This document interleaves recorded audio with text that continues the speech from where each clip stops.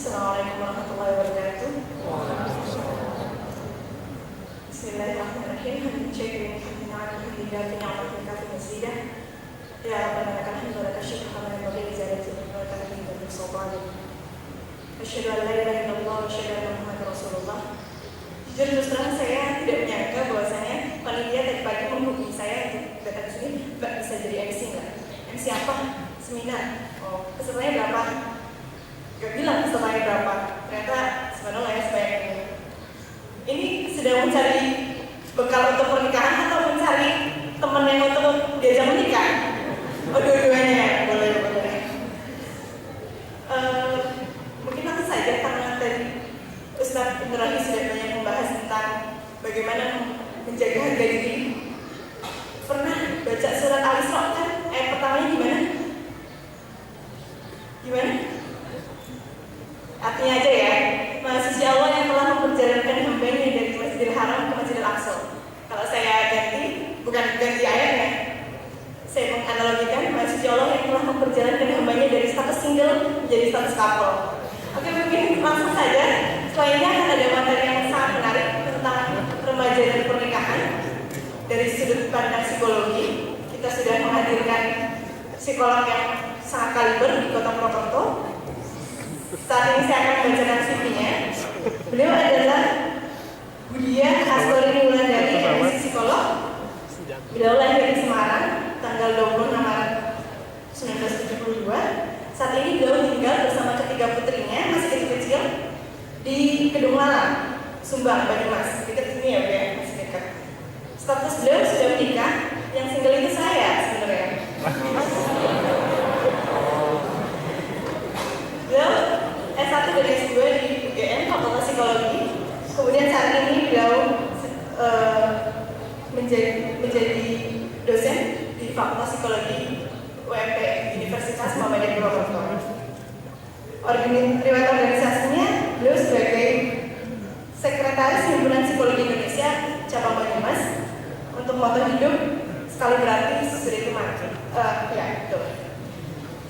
Mungkin langsung saya bersama kepada Ibu Dia 30 menit sesi materi dan 15 menit sesi diskusi.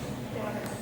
Terima kasih Mbak Lina. Bismillahirrahmanirrahim. Assalamualaikum warahmatullahi wabarakatuh. Alhamdulillah, wasyukurillah, walhamdulillah, asyhadu an la ilaha illallah wa asyhadu anna Muhammadar Rasulullah. Rabbi sholli sholli wa yassir amri wa hlul lisani yafqahu qawli. Saudara-saudara yang dirahmati Allah, alhamdulillah meskipun hujan, ini sebetulnya yang mendorong datang ke sini karena tadi semangat untuk mencari beralih status dari single ke double, atau cuma pengen tahu saja, atau karena Mbak Lina tadi memproklamirkan diri sebagai available. Nanti kalau setelah ini banyak yang kirim lamaran, pusing nih Mbak Lina nih. Saya bersedia menjadi panitia seleksinya. Nanti ada psikotesnya khusus Mbak Lina. Ya, tapi saya senang sekali loh, senang sekali karena tidak menyangka juga kalau pesertanya sebanyak ini. Alhamdulillah. Ya, Mbak Lina, saya mau izin untuk berdiri ya.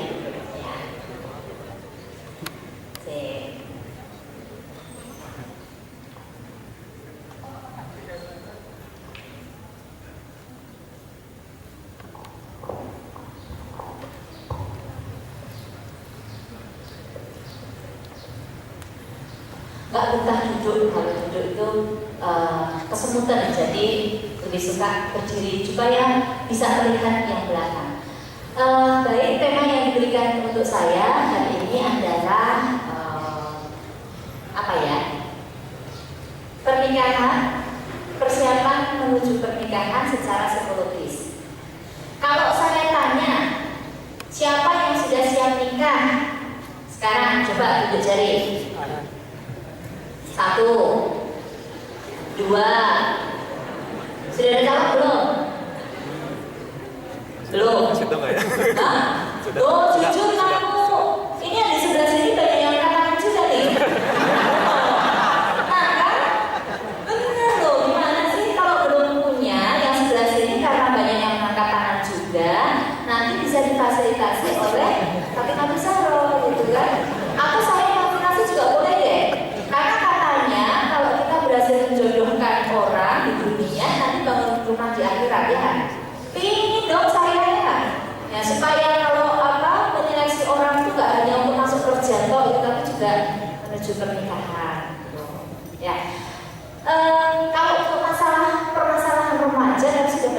dikupas oleh pembicara pertama, saya tidak akan mengupas lagi biar waktunya juga efektif ya. Kalau ditanya tadi siapa yang sudah siap menikah, ternyata hanya sedikit yang tunjuk jari. Jadi yang lain ngapain di sini? Yang lain ngapain di sini? Belajar. Hah? Belajar. Apa? Biar siap. Persiapan. Umurnya berapa sih? Tanya dulu, umurnya berapa? 21. Ada yang masih di bawah 20 tahun? Ada ya? Yang aku masih di bawah 20 tahun, yang sudah sini ada yang masih di bawah 20 tahun? Ada ya? Jangan dulu ya. Boleh belajar ilmunya sekarang, tapi jangan kesusu menikah sekarang. Ya. Jadi kalau misalnya salah satu solusi yang ditawarkan oleh panitia hari ini untuk mengatasi problema remaja yang tadi sudah dibicarakan oleh pembicara pertama adalah pernikahan. Nah, kalau menurut saya, kemana nih? Sudah ada yang ditanyakan? Tolong please. Oh, di situ ya, di sini nggak ingat. Kasih dong ya di sini nanti. Oh, persiapan, ya, tolong ya. Ya.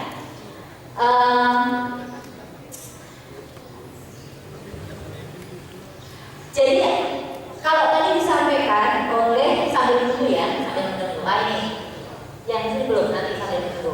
Yang jamnya sana dulu ya, dia saya dulu. Nah, jadi saya dulu. Jadi ada pasti kenal yang namanya Plato ya. Ya. Ada seorang murid Plato itu bertanya pada Plato, ya. Seorang filsuf itu ya tanya, cinta itu apa sih? Gitu kan? Tanya, cinta itu apa? Ada yang bisa menjawab cinta itu apa?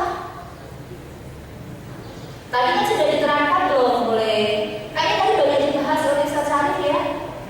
Saat buka tadi, cinta itu apa? Bisa digambarkan dengan kata-kata. Ada yang tahu cinta itu apa? Yang sebelah sini enggak? Lah kalau cinta saja belum tahu kok sudah siap menikah gimana nih? Hah? Jadi yang menjadi apa namanya? Yang menjadi modal untuk menikah apa berarti? Kalau cinta belum tahu. Nekat gitu ya.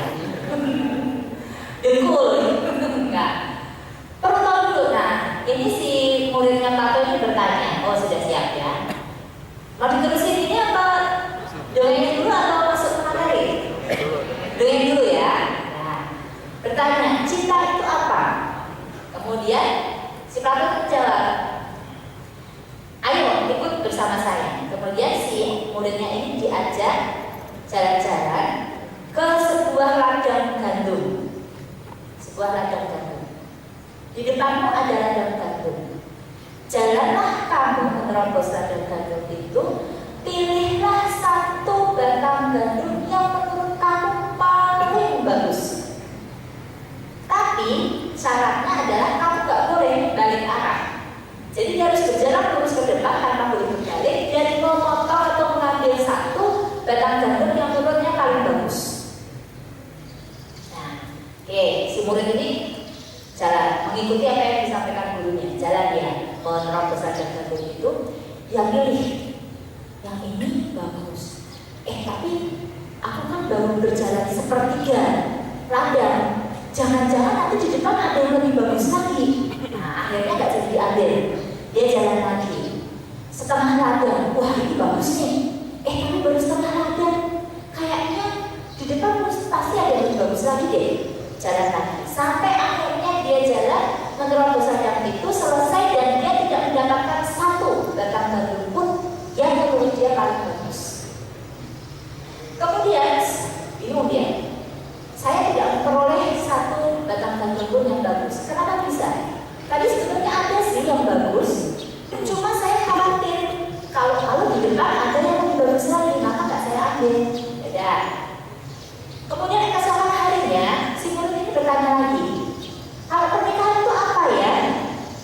Diajak jalan-jalan lagi.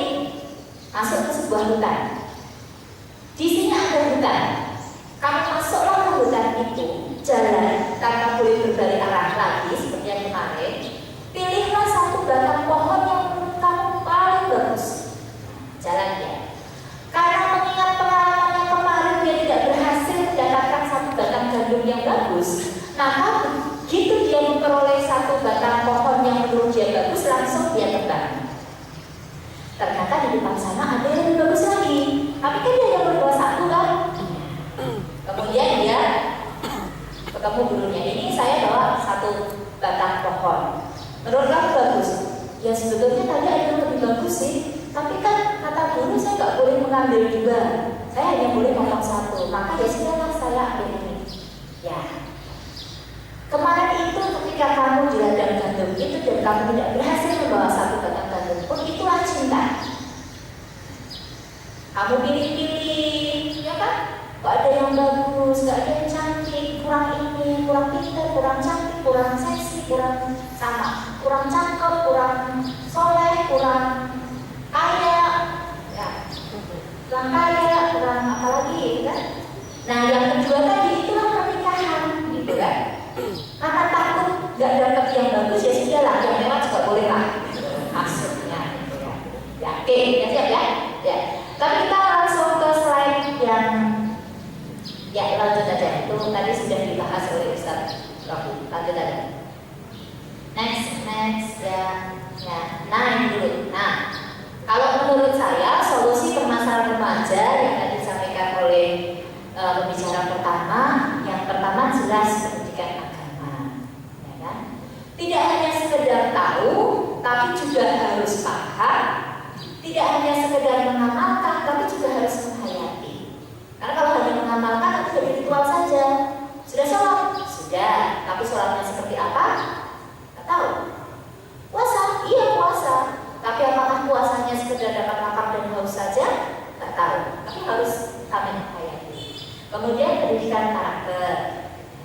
Nah ini sudah mulai dilakukan atau ditekankan di pendidikan sekolah ya, pendidikan karakter.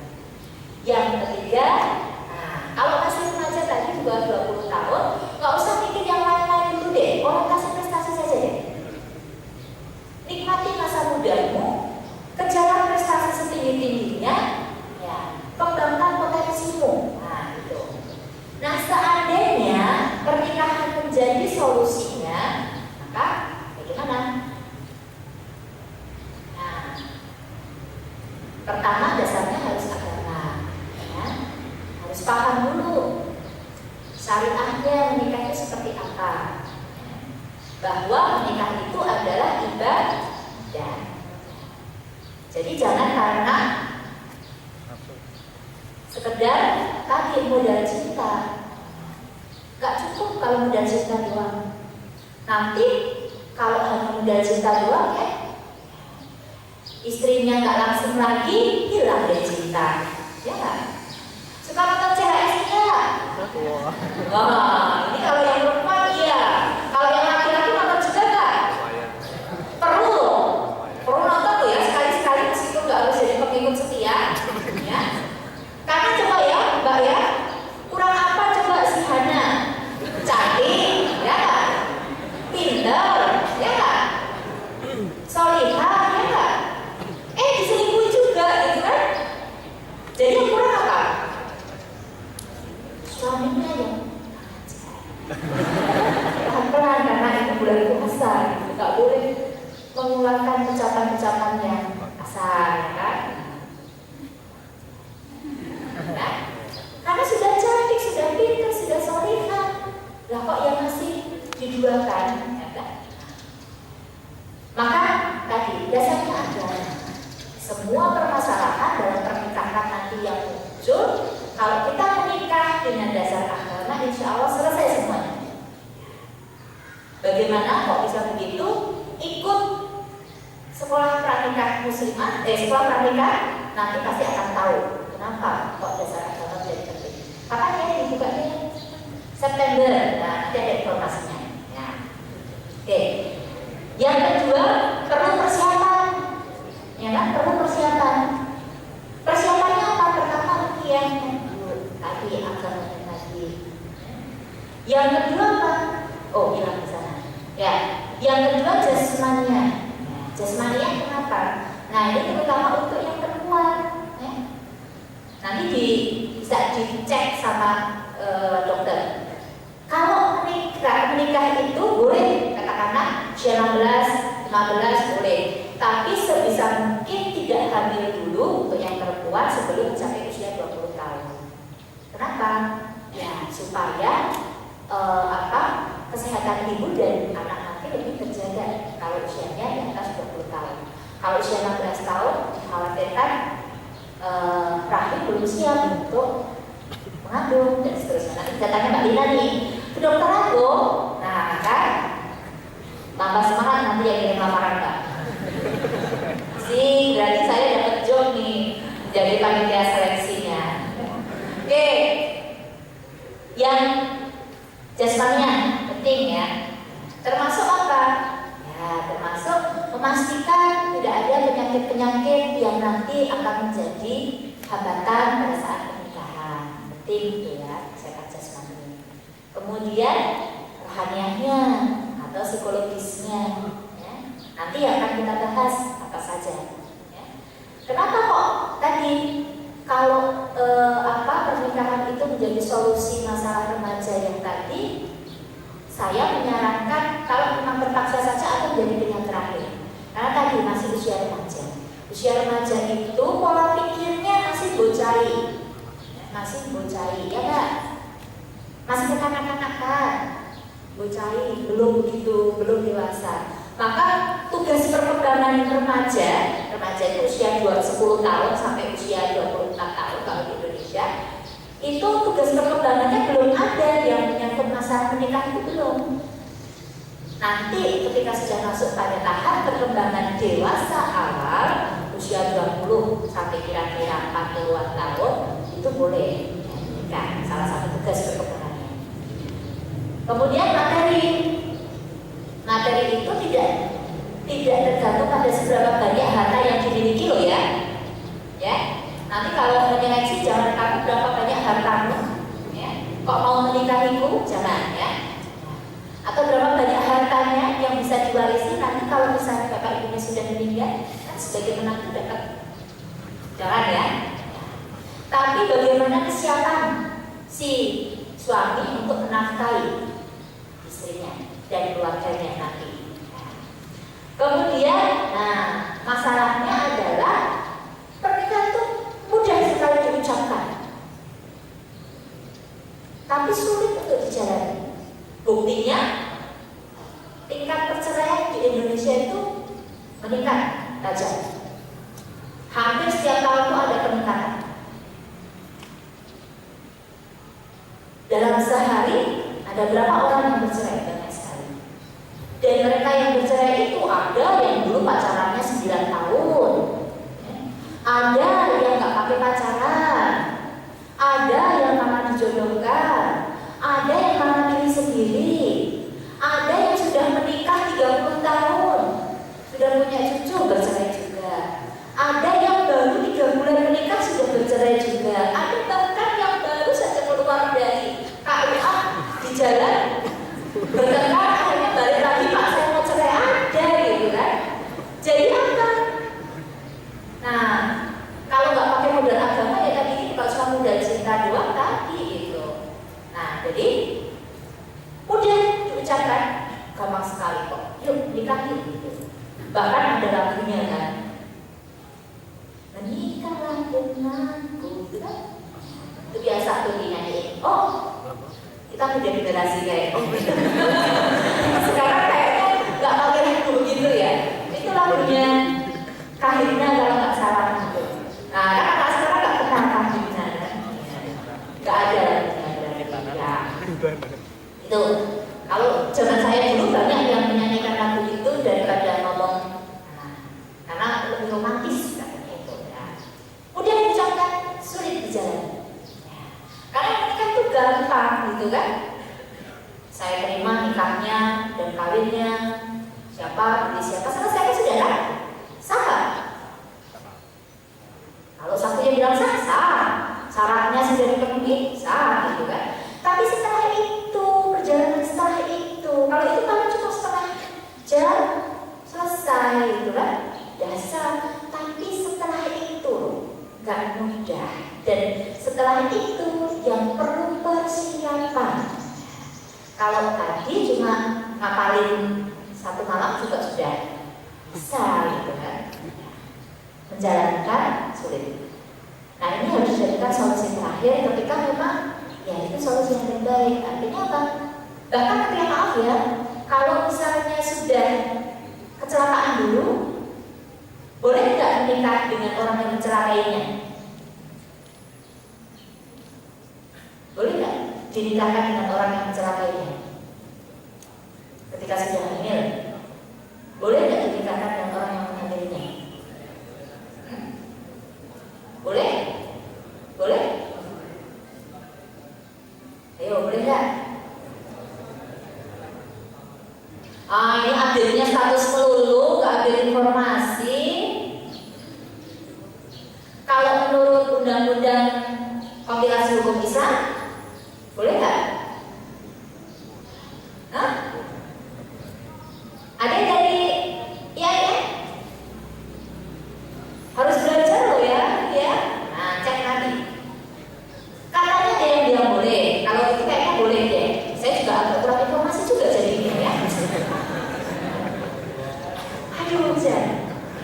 Tapi saya jarang update status. Sampai tadi malam ada teman yang kok jarang OL sih.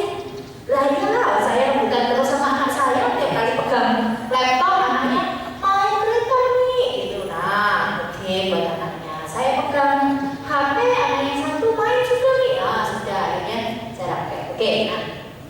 Silakan next mas. Nah, kapan menikah? Sebaiknya setelah masuki masa perkembangan dewasa muda, bukan remaja. Ya. Yang kedua, nah kalau sudah siap secara ruhiah, punya pemahaman agama yang cukup, kemudian fisik berada pada kondisi puncak, ya pada saat dewasa muda 20 tahun ke atas itu sudah mencapai masa kondisi puncak. Nanti setelah itu akan mencapai kondisi yang menurun. Artinya apa? Rentannya kan 20 sampai 40 tahun. Jadi kalau usia 40 tahun menikah ya kondisinya sudah menurun, ya kan?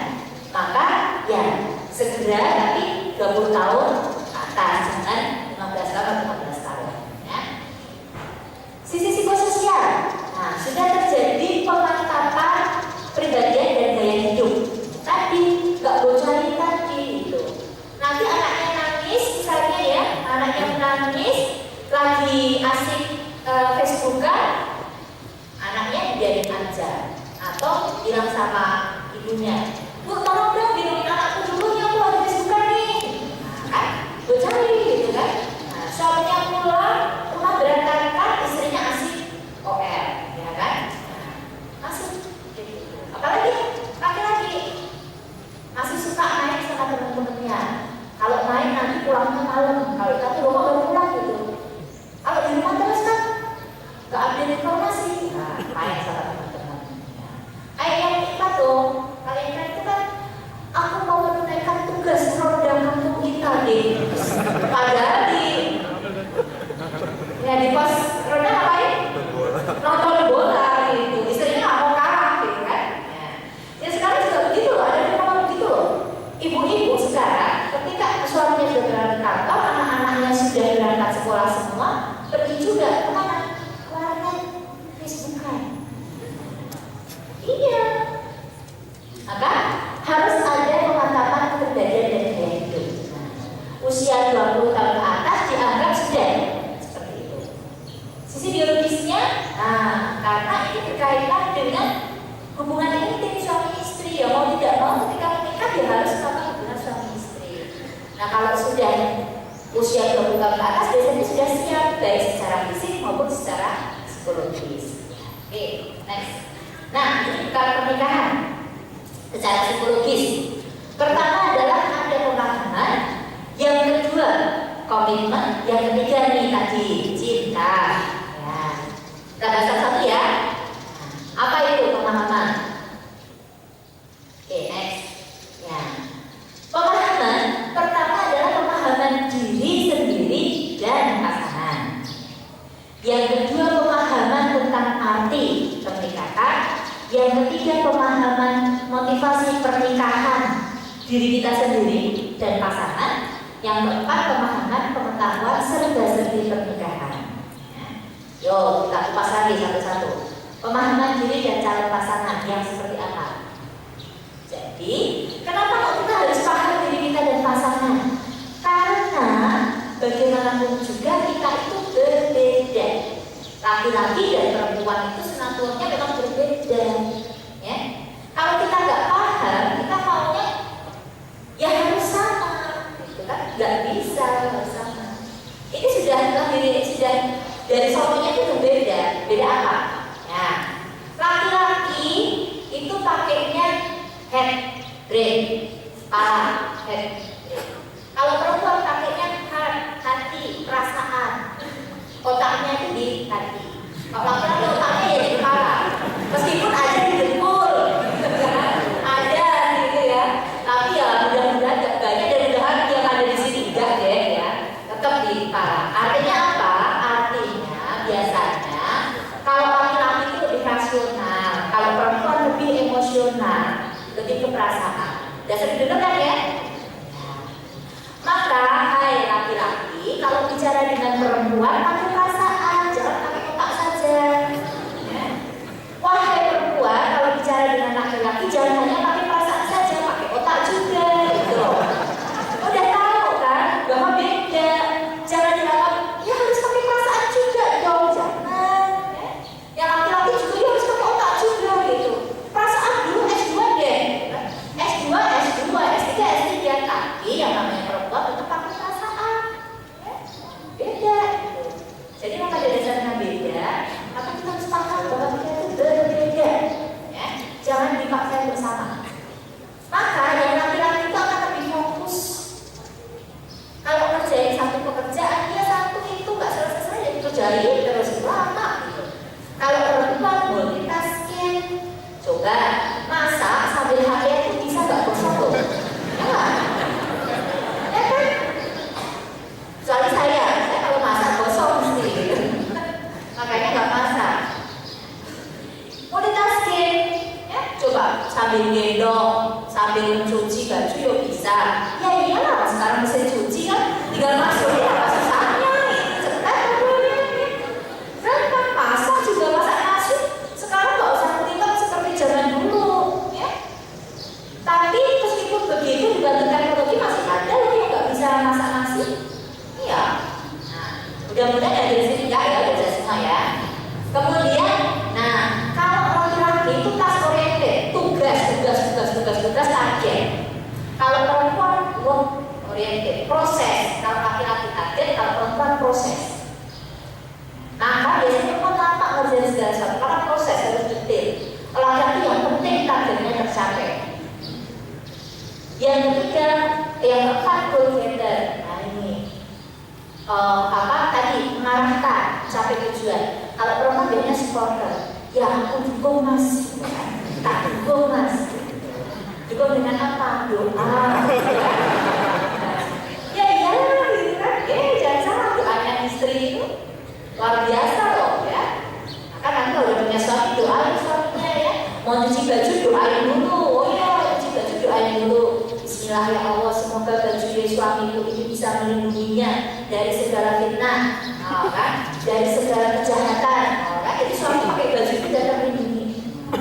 Itu mau masak juga itu doa. Sport tadi. Laki-laki profesional, ya. Perempuan cinta dan ketulusan. Maka nanti maaf ya ini mau tidak mau dibicarakan meskipun puasa. Karena kita bicara tentang pernikahan, maka bicara juga tentang hubungan suami istri. Hubungan suami istri nanti juga berbeda karena laki-laki dan perempuan. Kalau laki-laki menjalankan hubungan suami istri itu ya hanya sekedar menjalankan tugas. Kalau perempuan itu ekspresi cinta, maka wahai laki-laki jangan ditinggal pergi istrimu belum selesai. Jangan tinggal balik badan. Kalau selesai kemudian tidurnya balik badan, jangan kasihan istrinya, merasa tidak dicintai nanti. Nah, itu dibicarakannya pas SPN saja ya. Nah, jadi yang mau ingin tahu ikut SPN. Laki-laki direktur, perintah. Kalau wanita lebih ke manajer, bagi tugas, ya kan, mengelola, bagi tugas. Nah, tadi laki-laki lebih rasional, perempuan lebih emosional. Laki-laki itu non verbal, ya, non verbal, maka nggak banyak bicara.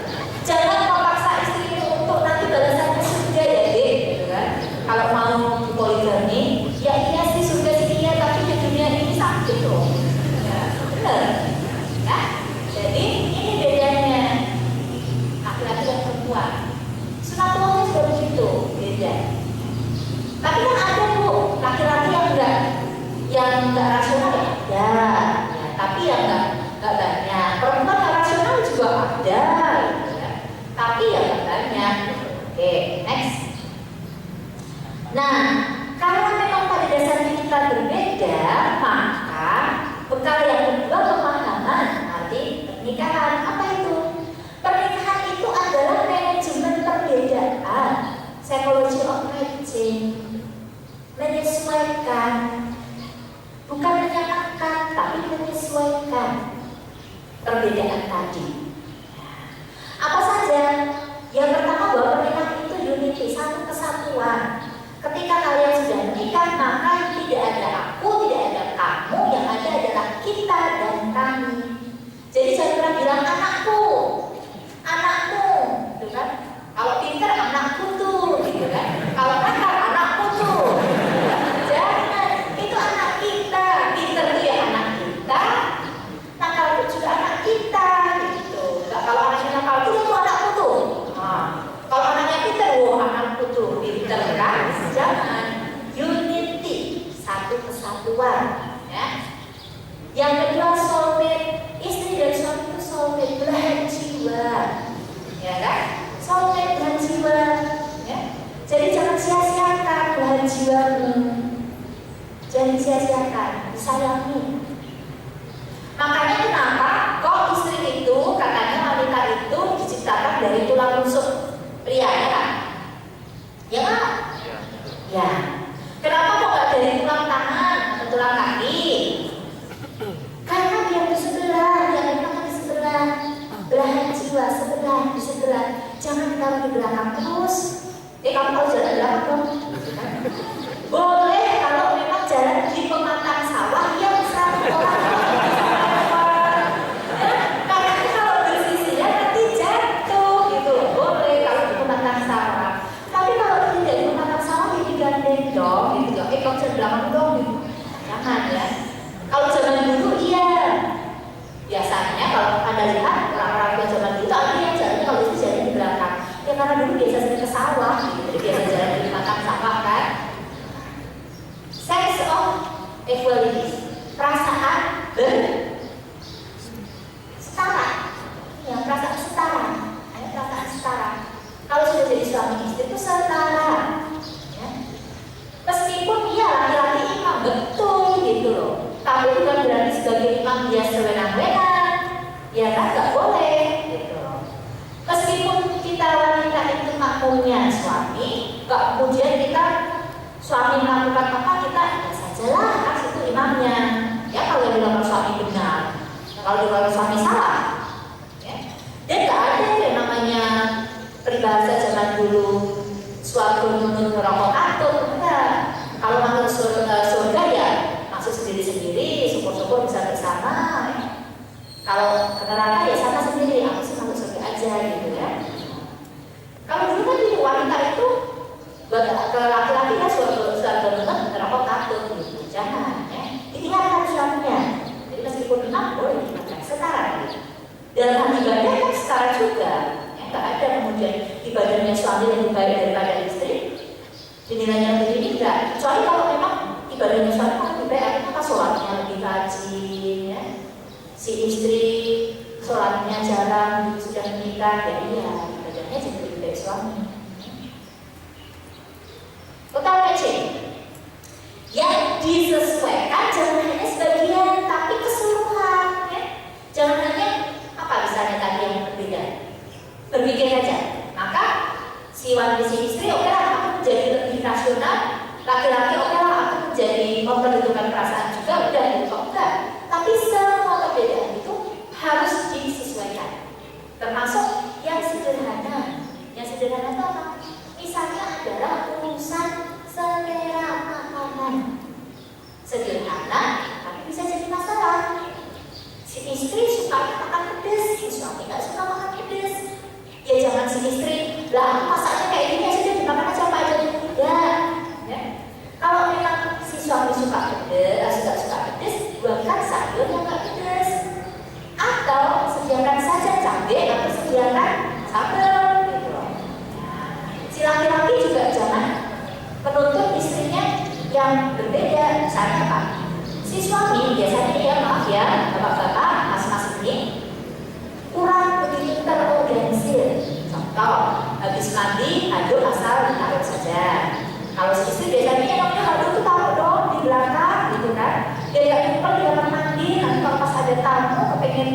kamar mandi di situ ada handuk, ada cucian seember, aduh malu, gitu kan? Nah, udah berapa nih? Kayak saya saja ya, contoh ya. Suami saya itu kalau habis makan, piringnya ditaruh di belakang, itu nggak langsung di bak cuci, tapi di pinggirannya. Kalau di pinggirannya itu nanti disemutin, udah bolak-balik kamar dong, piringnya taruh di bak cuci. Jadi kalau kena air, syukur-syukur dikasih air sedikit, kan yang nyalain tuh di atasnya, dikasih air supaya nggak disemutin. Dan nggak susah cucinya. Kalau keren kan nggak usah cucinya ya, mengkat nih. Kalau basah kan udah cuci. Tapi ya sejak menikah sampai sekarang ya seperti itu terus gitu loh. Ya sudahlah, akhirnya saya menyesuaikan diri. Apa? Ya nggak marah-marah gitu loh, gitu kan? Kalau nggak bisa menyesuaikan diri marah-marah gitu kan? Itu hal sepele, tapi bisa jadi masalah. Gitu. Jadi pertanyaan C, keseluruhan menyesuaikannya itu surat, jangan sebagian-bagian. Yang ketiga, compare, perbandingan. Jadi kalau susah selera ya disesuaikan dengan selera, jangan memaksa menyesuaikan yang lain. Ya, destiny sudah jodohnya, sudah takdirnya, harus diterima. Takdirnya ya dengan yang itu, jangan berharap yang lain. Ya, kalau sudah menikah dengan yang satu itu, ya sudah terima itu sebagai jodohmu, sebagai takdirmu. Ya, jalani dengan ikhlas, jangan mengharapkan yang lain. Seandainya aku dulu menikah dengan yang itu, berandai-andai ya malahan kan. Share, berbagi, ya. Jangan dipikul sendiri, berbagi. Termasuk urusan ngomong anak, dibagi dengan suami. Ya, biar suami-suami itu juga terakhir mandiin anak, bantuin popok anak. Jangan kalau anaknya BAB, nih, BAB nih. Nah, aku bersih-bersih juga. Sinergi, nah, namanya pernikahan itu sinergi. Jangan jalan sendiri-sendiri, tapi sinergi. Next. Motivasi menikah perlu dipahami. Motivasinya apa menikahi aku? Motivasinya apa menikah? Ya kan? Apakah karena status? Ya. Apakah karena kenyamanan atau justru karena keterpaksaan? Apakah karena usia sudah semakin bertambah? Aduh, nanti dibilangin ke aku nih. Bukan daripada tak laku, kayak tadi aja deh. Ada teman saya yang menganalogikan pernikahan itu seperti menunggu angkot. Anda berangkat, kasih ya awal menunggu angkot. Angkot pertama lewat, ya. Nanti saja deh, masih pagi ini lewat. Angkot kedua lewat. Sopirnya nggak cakep, udah. Angkot ketiga lewat. Ya, mobilnya jelek nih. Ya, angkot keempat lewat, udah semakin siang nih ya. Angkot keempat lewat, wah ketemu. Angkot kelima lewat, wah ketemu lagi. Masa cakep-cakep berdiri. Angkot keenam, ketujuh sampai akhirnya sudah menjelang sore, sudahlah angkot pertama yang lewat itu yang ku naiki. Akhirnya dapat angkot yang jelek, supirnya jelek, penuh ya. Jangan sampai seperti itu ya. Agama, ibadah, apakah menikah itu karena agama atau dengan tujuan ibadah, atau karena hartanya, atau karena kecantikannya, kecakapan. Ya. Nah, pemahaman sebagai pernikahan yang pertama terkait dengan mentalitas pernikahan. Meyakini penuh konsep jodoh. Yakin nggak bahwa nanti orang yang akan Anda nikahin itu jodoh Anda? Yakin nggak? Yakin nggak? Ada yakin, ada nggak yakin? Wah ini aja. Kalau gitu lama nanti nikah. Ekspektasinya yang wajar saja dan tawakal. Ukur diri sendiri. Kalau kita belum sekualitas Fatimah binti Muhammad atau Khadijah istri Rasulullah, ya jangan berharap dapat Muhammad. Kalau Anda belum bersekualitas Rasulullah Muhammad, ya jangan berharap dapat seorang Khadijah. Artinya introspeksi, kita tuh seperti apa sih, gitu kan? Cari yang kira-kira selevel dengan kita. Supaya apa? Ya supaya tadi ekspektasinya gak berlebihan. Berharapnya dapat seorang wanita yang gimana mas? Cantik, seksi, pinter, apa lagi? Orang tuanya kaya, anak tunggal, orang tuanya sudah tua. Enggak. Maunya dapat karakter yang seperti apa enggak? Cakep? Ya kalau urusan tampak ya nggak di sini kalau diajak kondangan nabung, ya. Standar ya 6 gitu atau 5, syukur-syukur dapat yang 10 gitu ya. Terus ayah?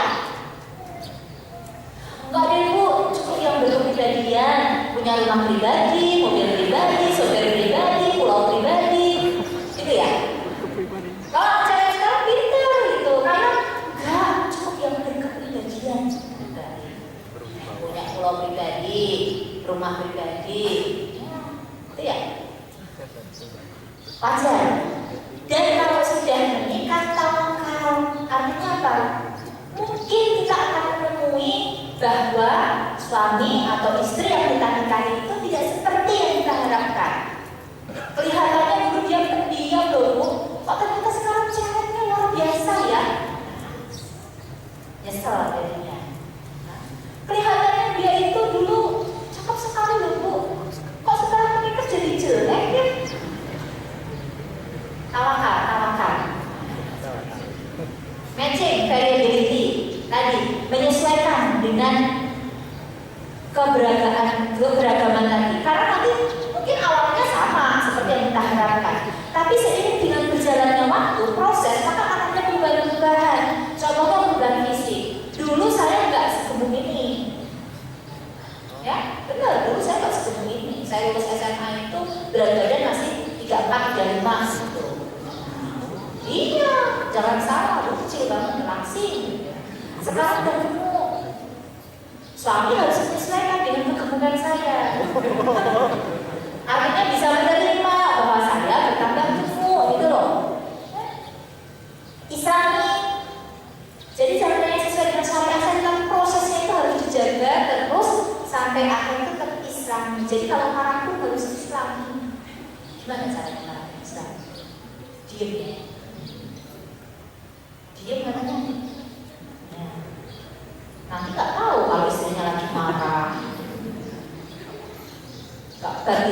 Batinan ya, jangan. Batinan susah. Mulai dari diri sendiri. Jadi ketika kita tahu bahwa ada perbedaan-perbedaan tadi, ada perubahan-perubahan tadi, kita harus mulai menyesuaikannya dari diri sendiri. Jangan memaksa pasangan untuk ya kamu berubah dong, menyesuaikan diri dengan saya, jangan. Ya, nggak bisa. Tapi cobalah kita menyesuaikan diri dari kita sendiri. Insya Allah pasangan akan mengikuti misalnya. Dulu dia cerewet banget, kok sekarang nggak cerewet ya? Maka suami akan mulai belajar untuk mulai terbuka. Si istri, ternyata kok suami sekarang mulai terbuka ya? Dan seterusnya. Oke. Introspeksi, selalu melihat pada diri sendiri. Apa yang sudah saya lakukan? Apakah yang sudah saya lakukan benar? Dan seterusnya. Pengorbanan ego. Nah, luar biasa susahnya pengorbanan ego ini.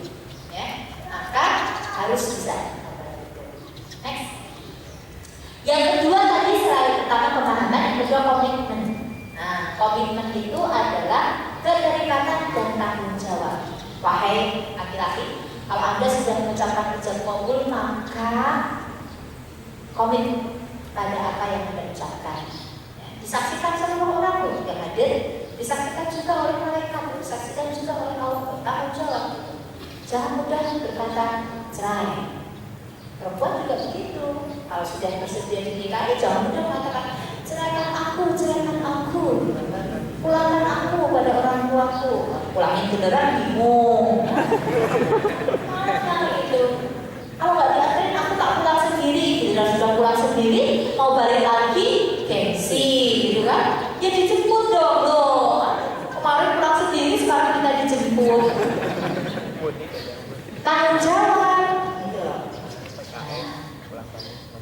Bulan kemarin saya dapat share yang bagus sekali dari Ustadz Cahyadi. Pernah dengar ya? Ustadz Cahyadi? Menikahlah dengan orang yang kau cintai. Salah satu bentuk komitmennya, menikahlah dengan orang yang kau cintai dan cintailah orang yang kau nikahi. Jadi diusahakan kita menikah dengan orang yang kita cintai. Ya, paling tidak sudah punya modal satu, cinta, ya kan? Tapi seandainya kita menikah dengan orang yang tidak kita cintai, maka berusahalah, belajarlah untuk mencintai orang yang kita nikahi. Bisa? Bisa. Nanti kita bahas tentang cinta, ya. Komitmen memungkinkan seorang berkorban untuk pasangan. Kalau kita berkomitmen, kita bertanggung jawab, maka kita akan bersedia berkorban untuk orang yang kita nikahi. Yang ketiga, komitmen dalam pernikahan terwujud juga dalam keputusan untuk mendidik anak bersama. Nah, mendidik anak bersama, anaknya bersama kok, ya. Bukan mendidik anak itu urusanmu sebagai ibu. Nanti kalau anaknya nakal, kamu jadi ibu gimana? Jadi anak saja gak becus gitu. Lah kamu sudah melakukan apa gitu kan? Gak melakukan apa-apa kok, mereka tanggung jawabnya gak boleh, ya. Jadi mendidik anak itu bersama. Nanti ada peran ayah, peran ibu, ya. Dan semuanya penting, dua-duanya penting. Gak kemudian aku menafkahi saja, yang penting aku mencukupi kebutuhannya sudah, bukan. Kebutuhan anak itu juga ada peran bapaknya, ya. Oke. Nah, yang terakhir dalam pernikahan itu cinta. Tadi disampaikan oleh Ustaz Syarif, cinta itu kalau yang ada dua macam loh, ya. Yang pertama itu kalau dari psikologi, yang pertama passionate love. Passionate love itu cinta itu gairah, nafsu, ya. Nah ini biasanya munculnya di awal pernikahan, itu masa perkenalan. Menggebu-gebu, awal setahun, 2 tahun, 3 tahun, 5 tahun, nanti tahun ke-6 sudah mulai luntur. Apalagi kalau sudah perubahan-perubahan, sibuk, bertambah gemuk, bertambah bebannya dan seterusnya, banyak, ya. Itu mudah sekali berubah. Yang passionate love itu mudah sekali berubah.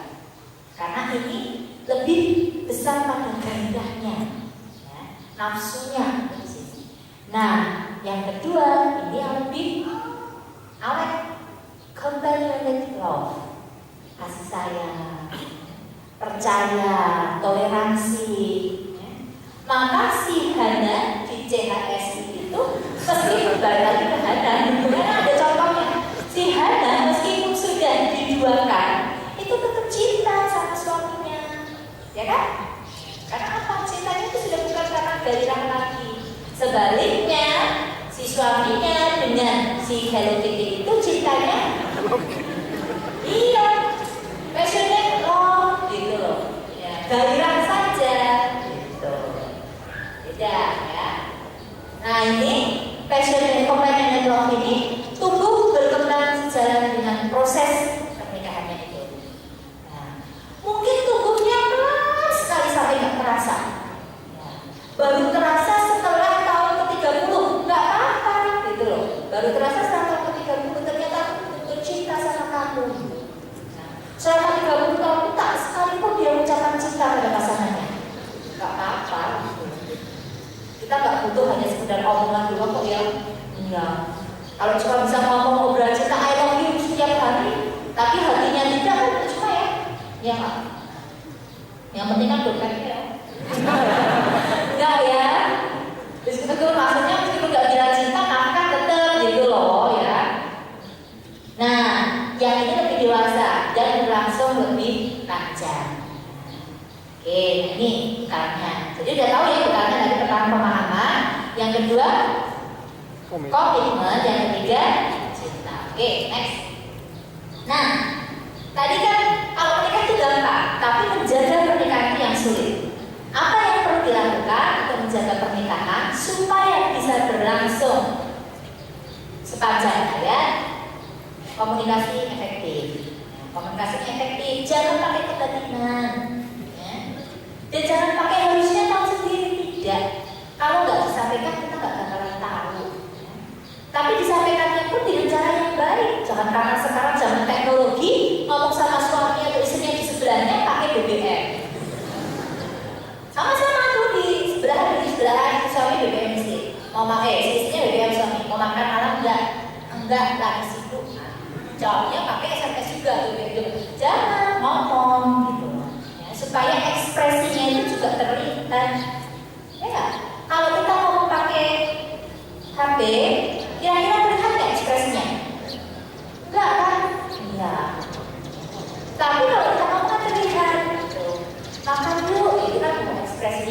membacaannya dengan penuh cinta, bukan sekedar makan dulu.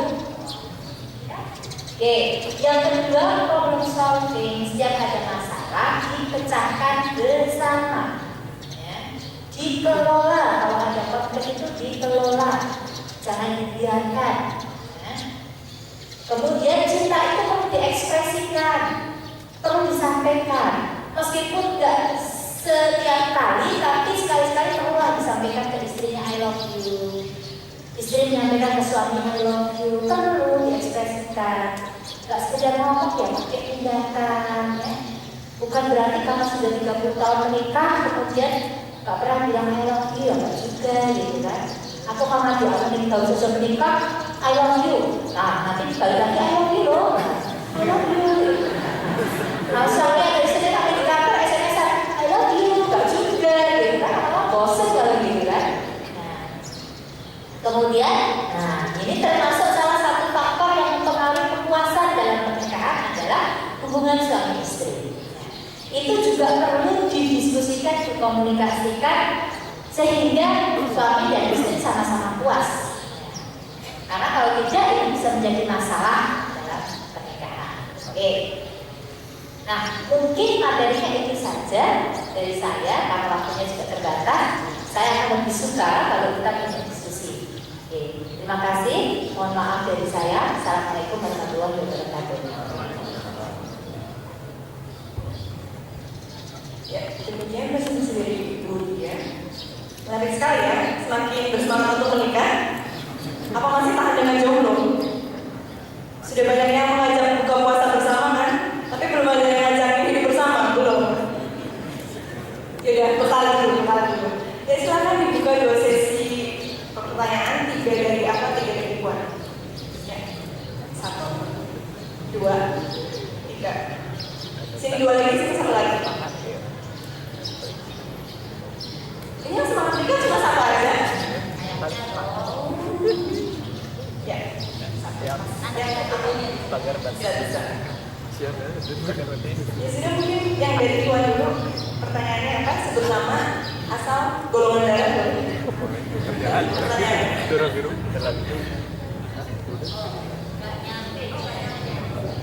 Berdiri saja deh atau mendekat.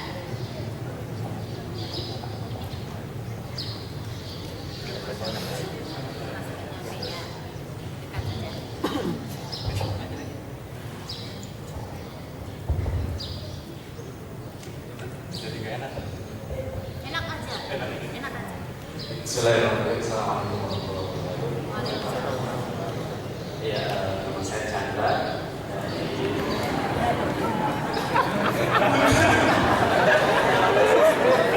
ini pertanyaan yang kedua ya. Tadi sudah masih penasaran ini. Dan saya dari FEB Unsur. Yang saya tanyakan seperti ini. Terkadang kita melihat gambaran sebuah rumah tangga itu dari keluarga kita sendiri. Saya pribadi saya melihat rumah tangga yang ideal itu adalah yang ayah bekerja ibunya cukup di rumah saja seperti itu, dan itu memang yang saya harapkan. Tapi ketika misalkan katakanlah seperti ini, kita mendapatkan jodohnya itu ternyata yang kemungkinan akan memiliki profesi katakanlah dokter seperti ini.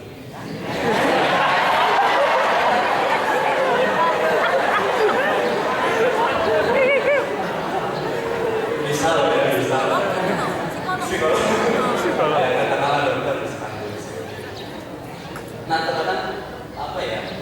Sedikit shock gitu. Sedikit shock dalam arti apa yang kita cita-citakan di awal itu ternyata tidak sesuai dengan apa yang kemudian mau tunjukkan, katakan seperti itu. Yang ingin saya tanyakan, bagaimana kemudian cara si suami itu mengatasi kondisi psikologis yang demikian, yang tadi berharap istri itu ya sudah istri berdiam diri saja di rumah jadi ibu yang baik ya, untuk anak-anak itu. Tapi faktanya tidak demikian seperti itu. Bagaimana kemudian cara si suami itu bisa menyesuaikan masalah konkret apa? Terima kasih. Assalamualaikum. Mau langsung dijawab atau dulu? Langsung dijawab ya, soalnya saya faktorku itu suka lupa. Faktor usia maksudnya, jadi saya suka lupa boleh tanggung dulu ya. Siap ya Pak ya. Ya begini Mas Andra. Ketika ta'aruf komunikasi ya. Maka tadi pemahaman tentang bagaimana pasangan itu dilakukan pada saat ta'aruf itu sudah dibuka semuanya. Dibuka semuanya itu bukan berarti buka-bukaan bukan. Nah, maksudnya termasuk bahwa kenyataan si istri itu punya profesi. Gitu. Ketika kenalan, itu si istri kan sudah punya profesi, misalnya kenalan, kan? Kuliah di mana? Kedokteran. Kira-kira nanti setelah kuliah apa yang akan melakukan? Ya karena saya kuliah kedokteran nggak mungkin kan? Saya kuliah kedokteran sudah mahal-mahal, jadi kuliahnya kemudian saya nggak bekerja. Jadi tahu kan? Oh ya, berarti suatu saat dia akan berkarir sebagai seorang dokter. Nah, maka mulai dari ta'aruf saja kita sudah tahu. Pada saat ta'aruf kan tidak, apa yang menjadi ganjalan buka semua. Ya?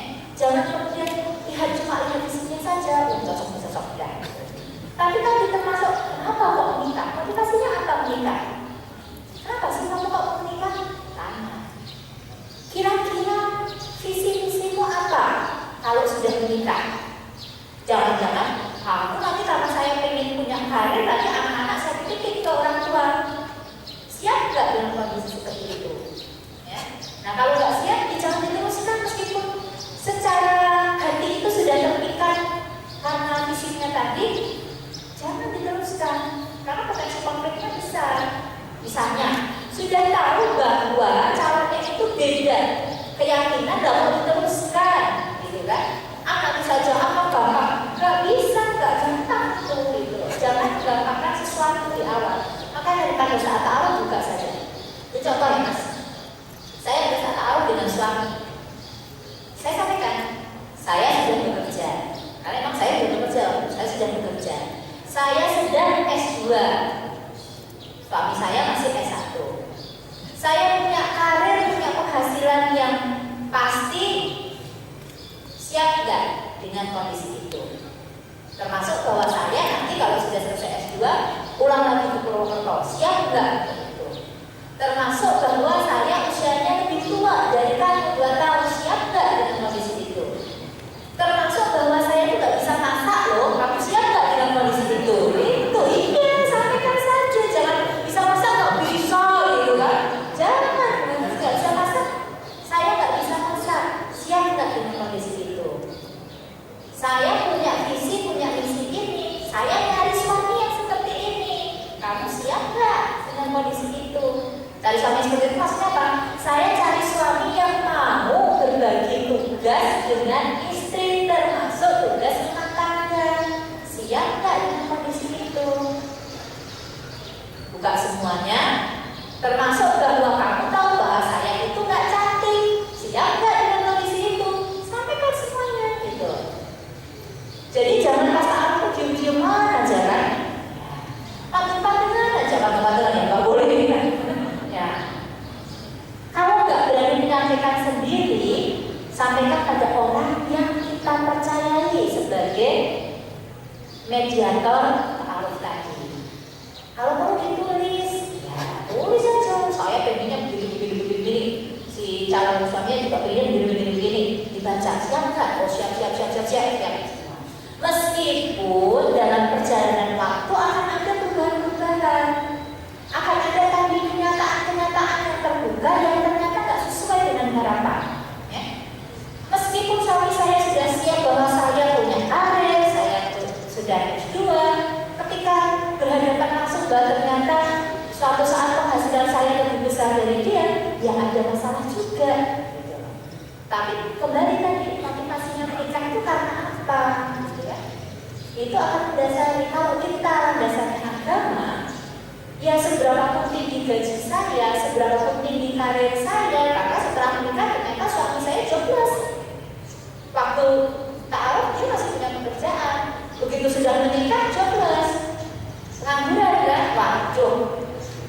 Tidak hanya suami yang siap dengan kondisi saya, tapi saya juga harus siap dengan kondisi suami.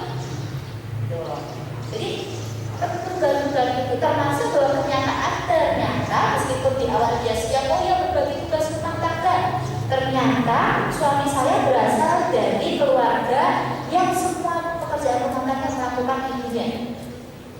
Sedangkan saya berasal dari keluarga di mana tanggung jawab anak laki-laki dan anak perempuan. Jadi kalau di rumah saya itu biasa kakak saya laki-laki, adik saya laki-laki, ya nyapu, nyetrika, mencuci baju, ya, memasak bahkan gitu. Kalau lebaran itu yang masak anak laki-laki, yang perempuan apa? Melayani tamu. Biasa itu nggak masalah. Ternyata suami saya tidak. Ya, sempat jadi masalah. Tapi ya, it's okay, bisa kita selesaikan. Jadi tadi dari masa takut itu sudah kita sampaikan, ya. Kemudian apa? Kita menyesuaikan diri, Kalau ternyata sekarang tadi kasusnya menikah dengan seorang dokter, kalau ternyata si istri dengan kerelaan hatinya melepaskan karirnya, bersyukurlah kamu suami. Tapi kalau ternyata aku kan masih punya tanggung jawab pada orang tuaku dulu loh mas, yang membiayai aku. Tahu sendiri kan kuliah kedokteran itu mahalnya luar biasa. Masa iya sih tak sia-siakan biaya yang sudah dikeluarkan suami orang tuaku, kemudian aku gak bekerja. Apalagi bekerja sebagai dokter itu tujuan utamanya adalah balik modal. Apa? Untuk ibadah. Ibadah. Yang kenapa jadi masalah? Yang penting istri tetap tahu tanggung jawabnya dan suami bisa menyesuaikan diri. Apalagi kalau dokternya di rumah sakit yang sibuk, malam-malam ditelepon, bu ada yang gawat darurat dok, harus meninggalkan rumah, maka suami harus siap menjaga anak-anak di rumah.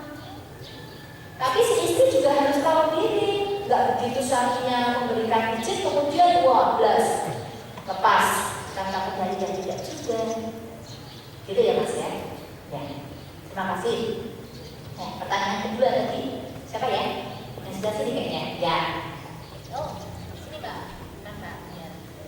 Siapa tahu nyambung. Mic-nya maksudnya.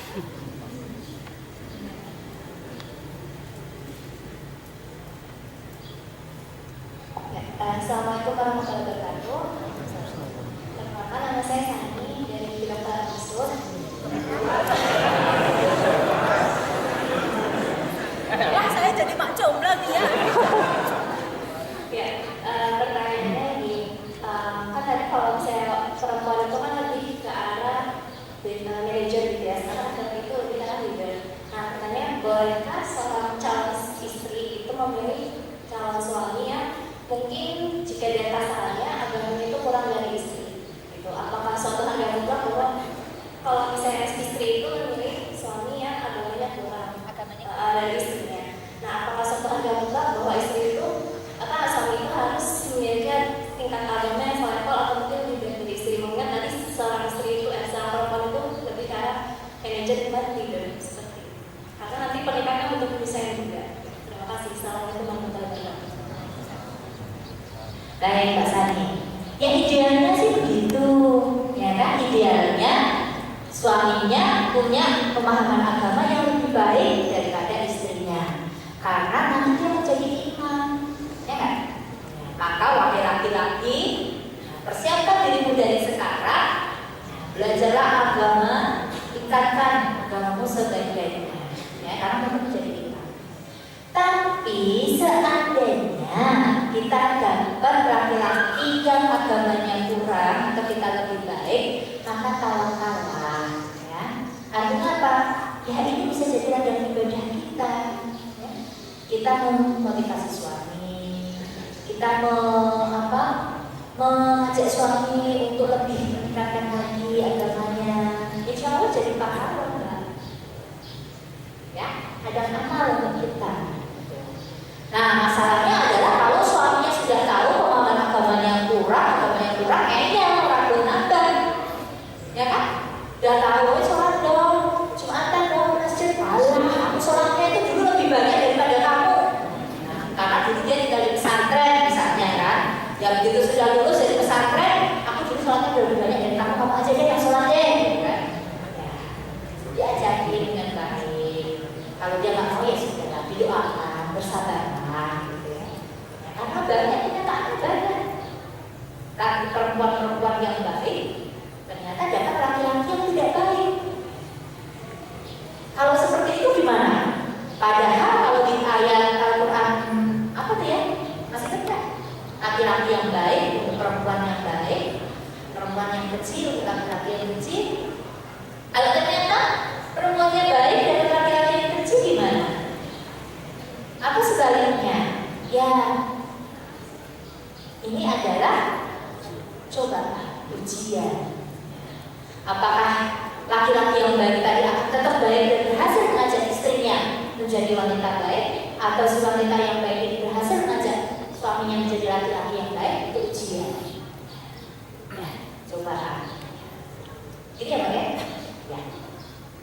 Tapi tadi mumpung belum pilihnya yang agamanya dulu. Insya Allah dapatnya semuanya kok. Meskipun ya fisiknya tetap yang tadi ya, rata-rata. Enggak deh gitu kan. Ya, agamanya yang diperlukan. Ya. Ada lagi pertanyaan tadi sebelah sini? Tadi kayaknya ada yang mau nanya sebelah sini. Oh enggak? Oh sebelah sini lagi ya.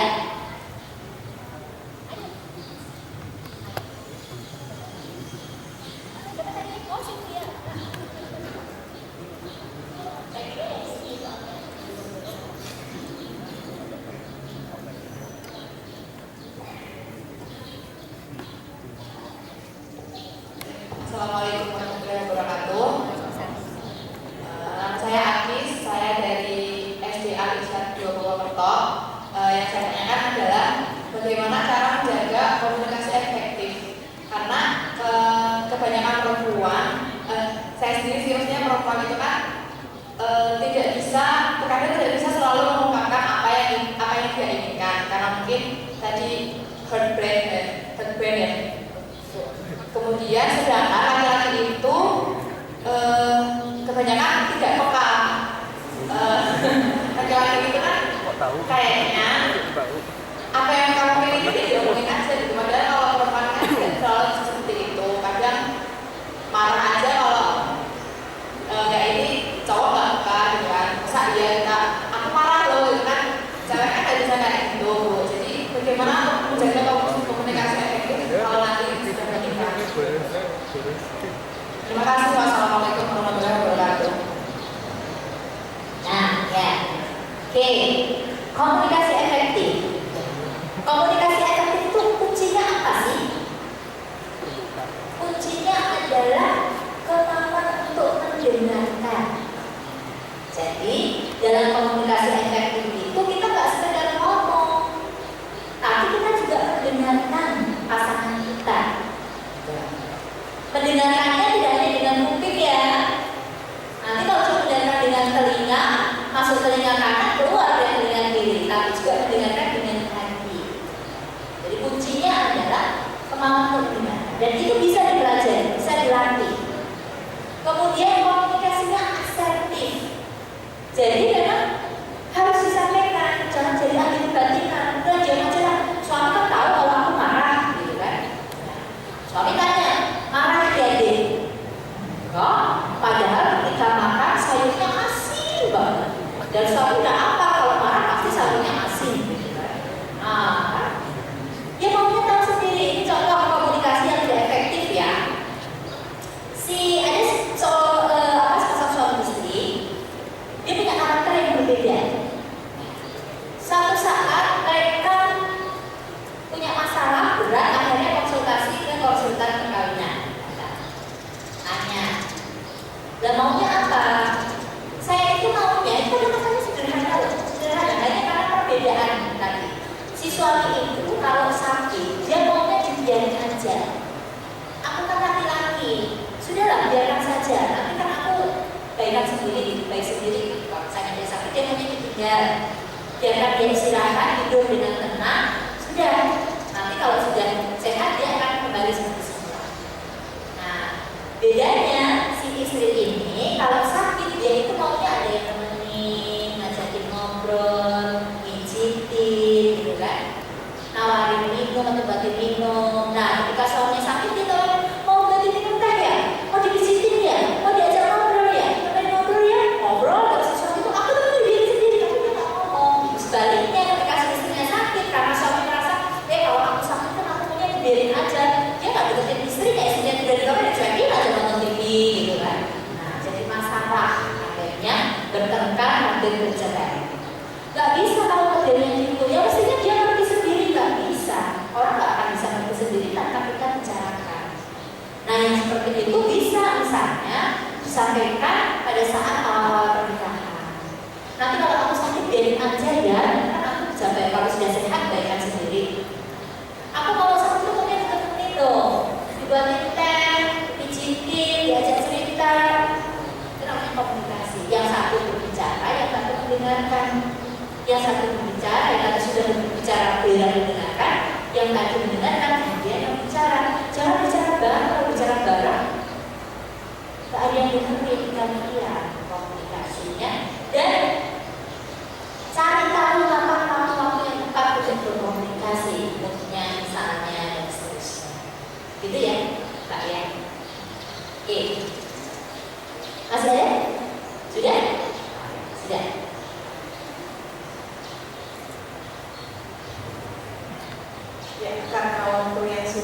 membatasi pertemuan kita, mungkin sebelum betul-betul itu, apakah ada yang masih ingin bertanya? Kapan lagi loh? Oh, oke, sudah ada tanda penutupan dari panitia. Mungkin di sini saya sebagai moderator akan membacakan beberapa poin-poin atau kesimpulan dari materi yang disampaikan oleh Ibu ya. Jadi memang karena pernikahan ini adalah sesuatu yang sakral dan suci, maka kita butuh mempersiapkan banyak hal, baik dari segi jasmani, rohani maupun materi. Bekal itu antara lain tentang pemahaman, komitmen, tentang cinta dan beberapa keterampilan yang harus kita mengerti baik sebelum dan setelah menikah. Karena menjalani pernikahan itu merupakan tadi psychological of matching, jadi adanya manajemen perbedaan. Dan yang terakhir adalah pastikan bahwasanya motivasi kita menikah adalah karena Allah. Jadi ada kuat, cintailah Allah dengan baik, maka dia akan mengirimkan sosok yang dia cintai untuk mencintaimu. Sepakat nggak? Kalau nggak sepakat harus sepakat. Ini bener-bener gak ada yang mau nanya lagi. Oh udah langsung. Jadi kalau masih ada yang penasaran, ini hanya seminar pranikah. Nanti sebentar lagi bulan Muharram ada sekolah pranikah. Waktunya sekitar 2 hari. Jadi sekitar bulan Muharram itu antara September atau Oktober ya. Boleh yang tertarik mendaftar. Materinya apa aja? Sangat lengkap lengkap dari ini. Jadi ada persiapan administrasi gimana KUA-nya. Nanti kita panggilkan ada pembicara dari KUA. Kemudian manajemen pada saat pernikahan gitu ya. Materinya sangat banyak. Ada fikih munakahat juga. Munakahat ini jadi prosesi dari bagaimana ta'aruf yang Islami, kemudian walimatul ursi yang Islami, kemudian juga ada manajemen keuangan rumah tangga. Penting kan? Penting. Jadi banyak sekali. Selain itu juga ada kesehatan reproduksi. Kenapa nggak setuju? Terus juga ada materi wedding organizer buat yang ingin walimahnya lebih Islami, tapi ya ada bentuk syukur yang kita tampakkan, bisa ada di sini. Kemudian setelah menikah itu nanti kita punya anak kan ya. Nah di sini juga ada materi tarbiyatul aulad. Jadi bagaimana kita cara mendidik anak dengan baik secara Islami. Jangan gak mau dong kita cuma menikah jadi jodoh dunia aja, maunya jadi jodoh dunia akhirat kan. Oke. Terus yang terakhir juga ada psikologi pernikahan yang juga dikasih langsung oleh Ibu Dia hasil ini. Bagi yang berminat bisa langsung mulai dari hari ini sudah bisa dibuka, bisa pendaftaran ke panitia takbir Masjid Muhafaza atau mas-mas atau mbak-mbak yang jaga di perpus yang di sebelah ya. Aku ya, ini sih aku juga masih latihan. Sudah ya? Bentar, ini kapan mau nikah? Cepatnya ya, karena pernikahan itu banyak membawa kebaikan, jadi kebaikan harus disegerakan, ya. Ahli-ahli di sini tahu nggak membedakan mana cewek matre, mana cewek istri soleha, calon itu soleha? Tahu bedanya? Nggak tahu. Bedanya adalah saya kasih tips ya.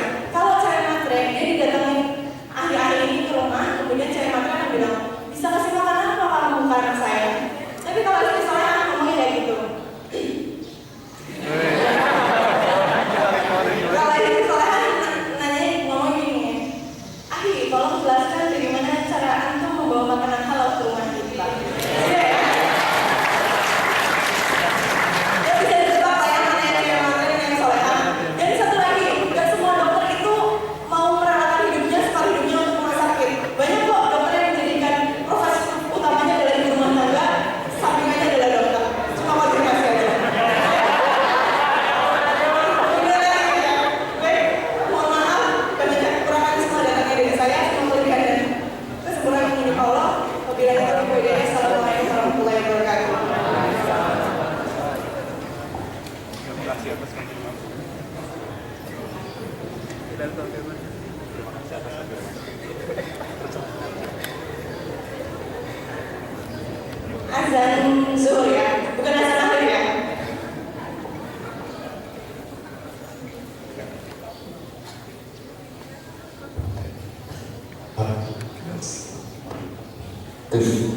Ya, alhamdulillah, serangkaian kegiatan seminar pernikahan telah kita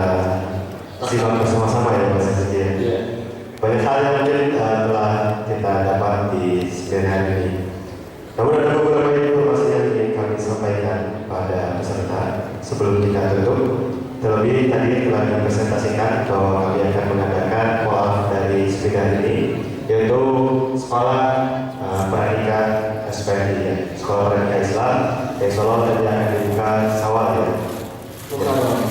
Kurang lebih. Terus kita mengadakan